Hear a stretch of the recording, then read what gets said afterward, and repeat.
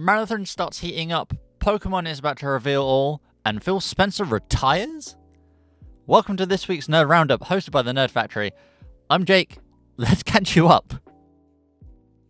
As Marathon heads for its full release on March 5th, they have announced a Server Slam weekend, which runs from February 26th to March 2nd, which players can download the game for free to, as the game name suggests, slam the servers. The Server Slam will be available on PlayStation, Xbox, and PC, and comes with crossplay and cross-save features. And from what I see from the game, going from the alpha to now, the game's honestly come a very long way. It looks so much better. The gameplay looks pretty good. It definitely reminds me of Destiny PvP. So if you're into like Destiny Crucible, then this game's going to be a lot of fun for you. But I'm interested to see on how it goes. It's still, for me, very much up in the air on whether this game's actually going to live longer than like 2 months. But like, we'll see, I guess. Bungie have already shown off what you'll be doing in the Server Slam, as they're not obviously going to be showing everything, but they're going to be showing you some stuff to obviously get an idea of, hey, this is how the game works, this is how it plays, etc, etc. In the Server Slam, you'll be able to infiltrate 2 zones, one of them being called Perimeter, which is an edge site expansion on the colony's outskirts, and Dire March, which is a colony agricultural research hub. God, that's a mouthful. You'll be able to take on contracts from 5 different factions, and you'll be able to go through those factions' early levels to get gear and progression, etc. You'll be able to try out 5 of the 6 runner shells that will be available at launch, and you can also play in a crew, you can go solo, and you can also create alliances, as there is proximity chat in this game, which hopefully will create some very, very funny moments, which I think is what the game probably needs. But I'm definitely going to try the game. I'm going to play it, see how it goes, see if it's something that's interesting, because the game isn't that expensive either, if I remember correctly. I think the standard version's like 35 quid. So, if it's good, I'll give it a go. But then again, it's also coming out on the same day as, was it Poketopia? So I don't know. I'm buying one or the other. At the moment, I'm leaning towards Poketopia. I'm not going to lie. Talking about something Pokemon related, after leaking on the eShop, Pokemon officially announced that Pokemon Fire Red and Leaf Green will be coming to Nintendo Switch. Not on Switch Online, but as standalone titles. The games will be priced at $15.99 each, but will allow you to play the games natively on the console. There's no streaming involved. You just literally download it. It's like 40 megabytes. It will take you like 10 seconds. Maybe less than that. The games will come with its original local multiplayer options, but it's not going to have online play. So you cannot play with your friends that aren't in your house. Which kind of sucks, but I get it a little bit. But it still kind of sucks. And after the official announcement of these games coming to obviously Nintendo Switch, Pokemon also confirmed the Pokemon Direct that's coming on Pokemon Day, which is the 27th of February. Which we all knew was coming, let's be real. Everyone knew that was going to be a Direct on that day. But they have definitely said they're celebrating the 30th year of Pokemon.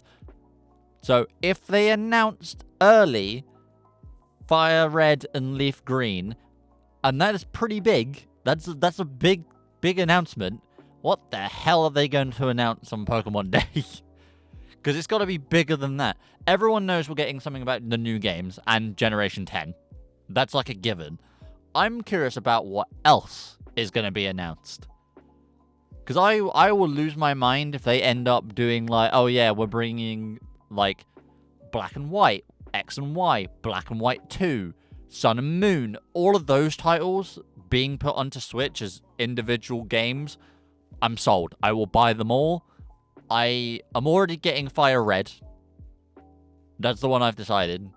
Because I haven't actually played... The only game I played that is like Gen 1 is technically the Let's Go games. I've never played a Generation 1 game or Gen 2 or whatever. And like my first Pokemon title was White. So... And then I never played any other games until I got a Switch. Because I just never had the money to do so. So I'm very excited. I want them to add all of them on there, and I will buy them all. Nintendo, this is me saying I'm going to give you all of my money. And I will definitely be watching this Direct with super high expectations that are not going to get hit, and I'm probably going to be slightly disappointed. I hope that's not the case, but I'm prepared. Out of nowhere, We got an announcement this week that as of today, being Monday, Phil Spencer has retired as the head of Xbox. Spencer tweeted out a statement saying, "It's rare in life to know when a chapter is closing, but after 38 years at Microsoft, that moment has arrived for me. I've made the decision to retire and begin the next chapter of my life. It is a milestone that has given me the chance to reflect on this incredible journey, and I've been fortunate enough to share with so many of you." He then mentioned that the former head of AI for Microsoft, Asha Sharma, will be taking over as CEO of Microsoft Gaming, as Sarah Bond has also resigned from her role as president, which is also insane. Now, from my perspective, this is incredibly weird timing. Xbox is about to hit their 25th anniversary, and knowing Phil Spencer not only loves Xbox and gaming in general, he's also very synonymous with the brand of Xbox.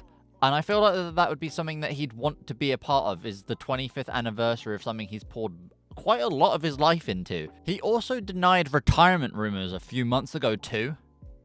So something for me just doesn't add up that this is like a, yeah, I want to retire, and actually he wants to retire. I don't see it. Because to support this, 3 hours before the announcement that Phil put out saying, "Hey, I'm going to retire," Sarah Bond posted on her LinkedIn about improving accessibility features. Because Sarah Bond obviously has also been like, cause she was meant to be next in line. She was going to be the new CEO from what we all assumed, but she was getting ready and being trained. Hey, this is how Xbox works. This is how we do this. Da da da da. And then she was going to step in when Phil actually wanted to retire. But I honestly believe that Spencer, and maybe Bond, but definitely Spencer, have both actually been fired, and Microsoft is allowing them to save face. It's just really weird timing. It just doesn't click with me that, yeah, this would be the right time with everything that's going on. I just don't see it.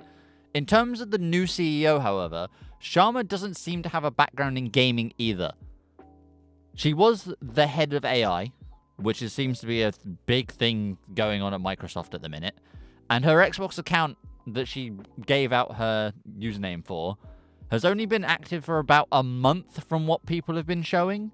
So I guess we'll see what happens in terms of Xbox and see where it goes from there. But in terms of Spencer's legacy, in the beginning, he definitely saved Xbox. Like, Xbox wouldn't be here if Spencer wasn't in charge, because he definitely saved them from being just removed, because Microsoft did not see any value in Xbox as a brand. But as the years went on, the brand definitely lost its power in the gaming space. Halo, Forza, and Gears, which are all three massive Xbox titles that are synonymous with the green brand. You can play all of those on PlayStation now, which is still an insane statement. It's very good for gamers. I will say that. Gamers can then choose, oh, I want to play Halo. They can buy a PlayStation if they want to.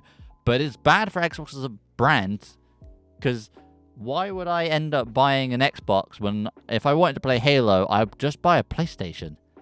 Because it means that I'll get to play God of War and Spider-Man, because I can't play that on an Xbox. I just honestly wish that Xbox can get back to its former glory, because competition in the gaming space is good. We've seen that with Marvel Rivals and Overwatch. Like, Overwatch are definitely picking up where they should be, because they realize that, oh, wait, hang on, we're losing a lot of players because Rivals is that good of a game. And we need that in the console space, because it's just not there currently. Now you're all caught up.